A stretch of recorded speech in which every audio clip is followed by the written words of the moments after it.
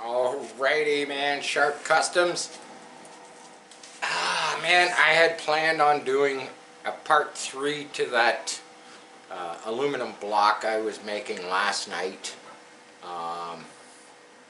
It got busy here. That's all I'm gonna say. It got busy here. It got loud, and you know, Friday night. Shit happens. Shit happens. Exactly. Exactly. But hey, here we are, man. Sharp Customs. We're rolling, man, and we're gonna have a look at that thing. I got a little further probably than I wanted to go. I kind of wanted to show a step-by-step process, but it's finished. Obviously, it's finished. But I'll show it to you. Check this out. So the camera girl didn't like the light glare off of this light behind me, so I just grabbed a piece of copper, made a hook, and I hung a hammer on it and a pair of vice grips just to tip the light, so we weren't getting light glare for this video. But here you go, right here on the bench. I had somebody ask me if I poured the piece of aluminum. No, it was actually cut off this block. This is a block I've had around for a long time. It was about, I don't know, not 100% on the dimensions. It was about 8 inches long. I think it was, yeah, it was 4 by 4. I've just slowly been cutting pieces off of it. I have a big bandsaw out the back in my tent, and it doesn't cut perfect. That's why we had this on the on the mini mill, so we could kind of flatten it out. And my plan was to take this. So this is copper nickel brake line tubing, and my plan was to loop it. Keep doing the loops through the 6 holes that I drilled. Did those on the drill press. That didn't work out, man. My hands are so sore tonight from trying to pull this stuff through. It was like you try and get it through and then grab it with the vice grips, and it was like a 20-foot length of copper nickel, and I'm trying to wind it through this aluminum block. Eventually what happened was I had loops over here and loops over here, and it just wasn't working, so I ended up kind of chopping it all out, cut all the pieces, yanked them out, and just made three copper nickel tubing loops and put the rubber tubing. It was just easier to stick all the ends out one side, join them up with some rubber tubing, so it was a kind of a continuous loop. Yeah, we're gonna go over and we're gonna have a look at the boat. But before I jump over there, a couple videos ago when I broke the straight axle on the 34 coupe, which is sitting over there with the whole front end disassembled, because the plan was crap, I broke the straight axle, gonna have to cast another one. I do have one sitting over on the shelf, but it's a little bit different. I can't really use it for my spindles. So I figured I would just cast another one, and then I got looking at the broken one. Here's the broken one right here. As you can see, it's back together. But if we look super close, there's the brake.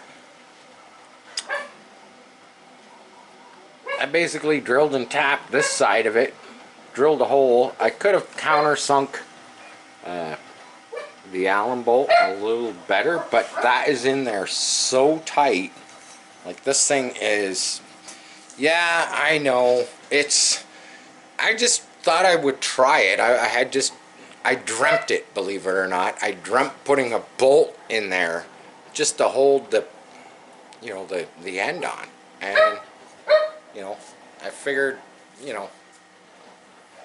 I would just try it. Saves me from casting another one. I'll cast some more of these eventually, but Now this, this is strong. I'm gonna put it back on. I think the next time I cast one of these, maybe all the drilled out holes, you know, obvious. Well, number one, you're not supposed to hit a curb. And number two, you should have brakes on the damn car. So probably look into putting a disc brake, you know, on the car, because that would have prevented the whole thing. You know, number three, you know, ripping it up and down my narrow little street, you know, probably shouldn't do that. But it's fun sometimes just to do that, because my neighbors hate it and I know it. But anyhow, we're gonna jump over to that jet boat with this this ESC. Weight wise, yeah, I'm adding a little bit of weight to the boat. So the boat was about 14 pounds, and I'm adding, I think this aluminum block with the tubing, I think it's like 10 ounces. So, you know, between the ESC, the aluminum block, it's not even a pound. So we're, you know, 14 pounds, 10 ounces. Like, I don't really care about the weight. Once I figure out the electronics on this thing, another little thing I did before I install this, so I'm going to try and print the pre-nozzle where the outlet, where the water comes out the tubes. I'm going to try and print one with the spout that I, you know, drilled, threaded, tapped, you know, for one of these quick connects. I like these little quick connect fittings. I'm going to try and merge two together so that I can have an outlet on both sides. What I've done here is I took a piece of copper tubing, drilled a hole, and I epoxied it in there for a secondary water thing. I didn't want to just run one for 3 items, so I'm trying to cool the motor, the ESC, and now this aluminum block. And it's like, yeah, I could have put a TY in there, and you know, but now you've got like one system trying to cool 3 things. I would rather have fresh water for at least one of them, you know. So I've got 3 outlets here now. I've got A, E, and M. A is the aluminum, you know, block. E is the, obviously it's the ESC, and M is the motor. And it's going to be interesting to see how the water comes out of these when we get a chance to try it. We wanted to do that earlier today, but it was here in southern Ontario, man. The weather, you know, we had like, you know, 22-degree weather yesterday, and today it seems like it wants to snow again. Like, how crazy is that? It was windy all day. It kind of looked gloomy. Oh, by the way, it's opening season for trout today. We were going to go fishing this morning, but when we woke up and saw how crappy it was out, it was like, yeah, maybe we'll go tomorrow. It's supposed to be nicer. Anyhow, so we've got this ESC. We've got another. If you look inside the boat, there's a lot of tubing. I mean, there is a lot. There's a lot of tubing, man. I mean, it's just seems like it's everywhere. I think what I'm gonna do is I'm gonna grab a cutter, because I don't need all. There's some of the, I just oversized the lengths, just because I wasn't sure where stuff was gonna be. Yeah, there's a lot of tubing. You could probably clean it up, and you could probably make it. I like it long, because this tubing, which actually came to me from the you know, from the person that I'm building this boat for, Steve from the Isle of Wight. Yes, you're in the video, Stephen. He sent me a big roll of this tubing, and this tubing is just, oh man, it is so awesome because it just fits. It seems like all the, any of the, even this copper nickel tubing, it fits on there so snug. It's, it was meant to be. That's all I'm gonna say. So the ESC, we're gonna plug it in. We're gonna plug it in there. We're gonna plug it in there. We got these nice little barbs. Yeah, I use this little mesh. It's aluminum mesh. Drilled and tapped a couple of bolts. This one was so I could pull it down nice and tight. Now that's gonna sit. Oh yeah, something's gonna get in my way. That's gonna roughly sit there. And I've got the screws and I've got the drill. And we'll fasten it down to that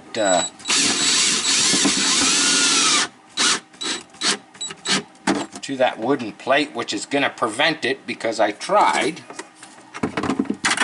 Hey, that's a good fit.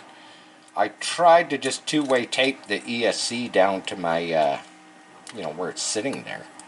And, the heat, believe it or not, the heat from the ESC, I'll just put two in there to hold it.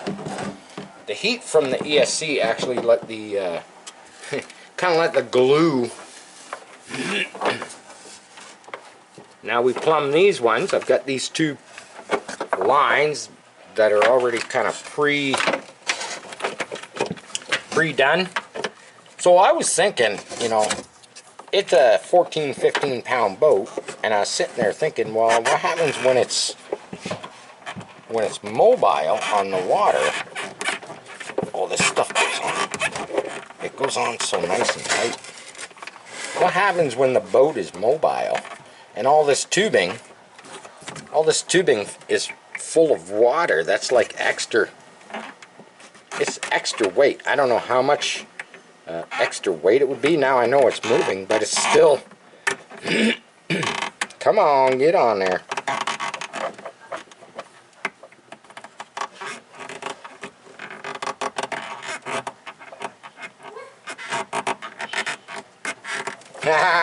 It doesn't want to go. Can be tricky.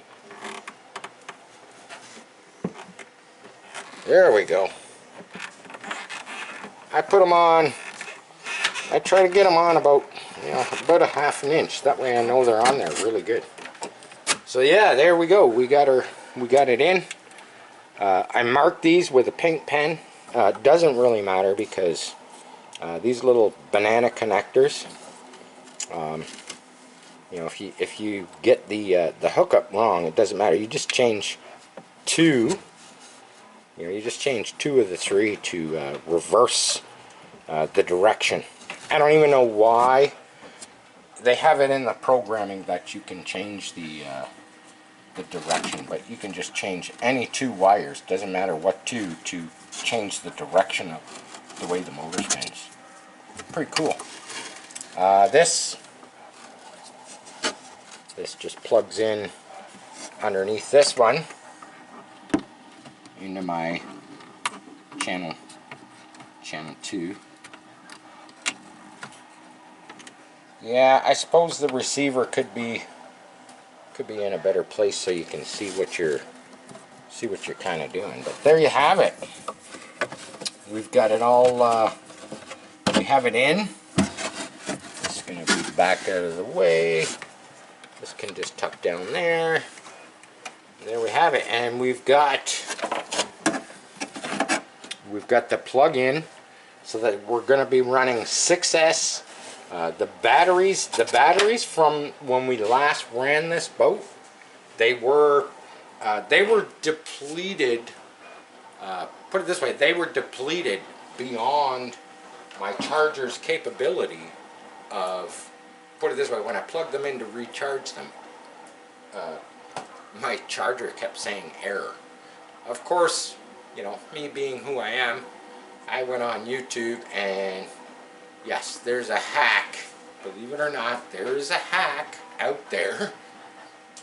You know, more than one, many people. I watched a few videos, but they show you a little hack with your, you know, with your smart charger. They show you a little hack how to bring the voltage back up in the batteries, and then you switch over back to LiPo so that the charger can charge it on the balancing system. But they're fully charged. And yeah, we wanted to do this video a little bit earlier so that we could go out the door and jump in the swimming pool. You know, it's got, I don't know, 6-7 inches of water in it, and we're gonna test. I mean, obviously we can't test how it's gonna run, but I think the you know, running it on 6S is going to alleviate the heat from the motor and the ESC, because it's going to provide the equipment what it wants, and we're not going to know that obviously until we test it. Now, possibly tomorrow we could do another river run. If not, you'll just have to come back and you'll have to watch the next time we go. Yeah, that noise in the background, that's the printer. I'm printing out a T-Rex. Yeah, like an 18-inch skeletal T-Rex. I've been working on it for a few days. Well, no, I haven't. The printer's been working on it, and you know, it's had its issues. You know, some parts have fallen over mid-print and stuff, but at the moment we don't care about that because we're talking about the jet boat. But no, I wanted to put it in the pool today to kind of see how the cooling tubes, to make sure that all three of these are, you know, pumping out water. And you know, we could have maybe did a time run on it on like half throttle or something like that. You know, maybe we'll do that tomorrow. If we don't get out to the river, we can still do a test in the pool. Kind of saves going down to the river and everything cutting out on me and just not working. Yeah, maybe we'll do that tomorrow after me and the camera girl go fishing in the morning, you know, providing it's a nice day. But yeah, man, part 3 of that little cooling block I made. We were gonna do maybe part 4, part 5. We were gonna kind of segment the whole process of it, but I got ahead of myself. I just kind of kept going with it, and yeah, there you have it, man. Sharp Customs. Share, like, subscribe. You know the routine, man. Love you all. Peace. I'm out.